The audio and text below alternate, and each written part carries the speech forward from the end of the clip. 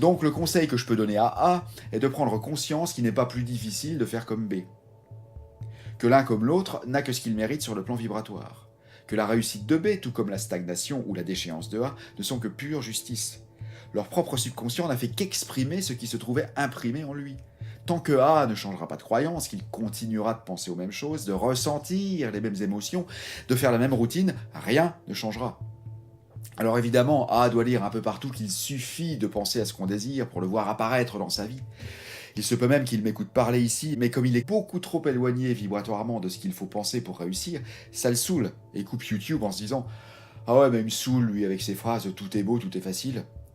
Et je ne le blâme pas, car c'est normal. Il fut un temps où moi aussi j'étais agacé par tous ces penseurs qui haranguent les foules en leur montrant qu'il faut penser comme ci ou comme ça. Je coupais le truc aussi.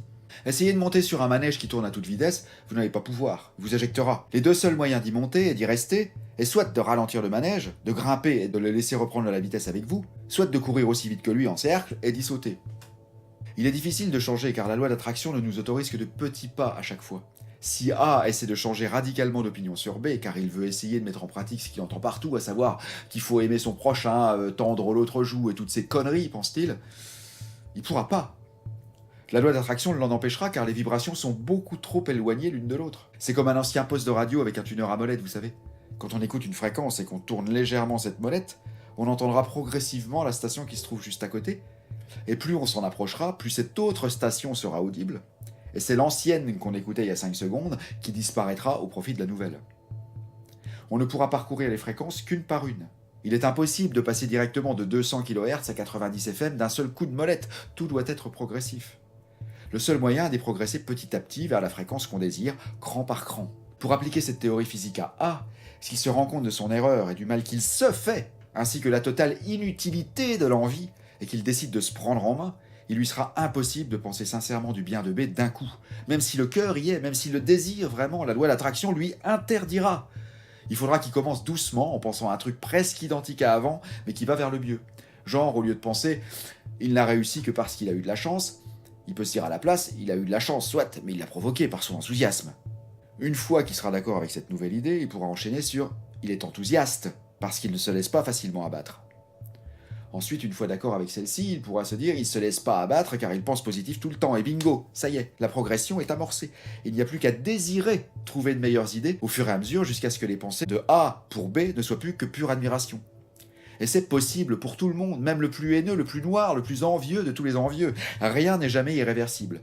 Mais il y a une condition sine qua non cependant à cette démarche. Un impératif incontournable, c'est quoi? Eh ben oui, il faut le vouloir. Constater que les choses ne sont pas normales et décider de se remettre en question. Vouloir changer de point de vue, vouloir arrêter d'en vouloir à la Terre entière, et en particulier à tous ceux qui sont différents de soi, ça fait du monde, je vais te dire. S'il n'y a pas l'envie de s'en sortir, aucun conseil, aucune de mes vidéos, ni celle de qui que ce soit d'ailleurs, ne pourra l'aider. C'est exactement comme une maladie physique. Si A a plus d'avantages inconscients à rester malade qu'à être en bonne santé, aucun médecin, aucun thérapeute, aucun gourou, même Jésus ne pourrait rien pour lui. Je parlais de progresser doucement dans ses pensées pour amener la loi d'attraction à agir pour nous et non plus contre nous.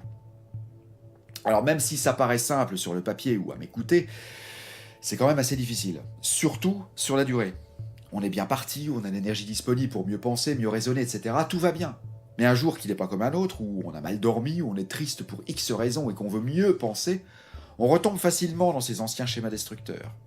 En gros, on fera un pas en avant, puis un, voire 2 pas en arrière, jusqu'au jour où on sera découragé de ne pas pouvoir soutenir l'énergie nécessaire à notre changement. On abandonnera et on retournera vers cette envie pour l'autre tellement familière qu'elle ne réclame aucun effort. Alors c'est ici qu'est le but de cette vidéo, pour éviter ce système de yo-yo.